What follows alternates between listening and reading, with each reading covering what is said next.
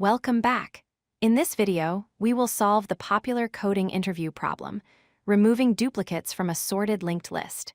This is a great foundational problem for understanding pointer manipulation.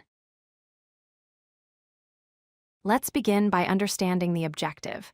We are given the head of a sorted linked list. Our task is to delete all duplicates such that each element appears only once.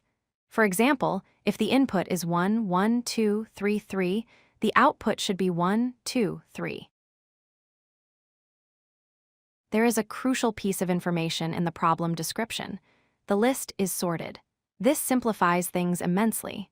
Because it is sorted, all duplicate values are grouped together next to each other. We don't need to search the entire list to find a duplicate. We only need to look at the immediate neighbor. Here is our high-level game plan. First, we will traverse the list starting from the head. Second, at every step, we compare the current node's value with the next node's value. Finally, if they match, we delete the next node. If they don't match, we simply move forward. Let's visualize the logic.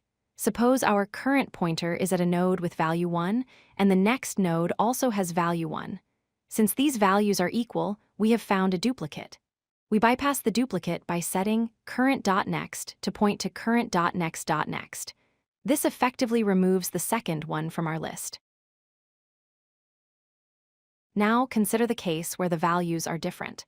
If current is 1 and next is 2, they are unique. In this scenario, we do not modify any links. We simply advance our current pointer to the next node to continue checking the rest of the list. Before writing code, we must consider edge cases. If the list is empty or has only one node, no duplicates can exist, so we just return the head. If the list contains all identical elements, like 3 ones, our logic will naturally collapse them into a single node. Here is the implementation in Python. We handle the empty list check first.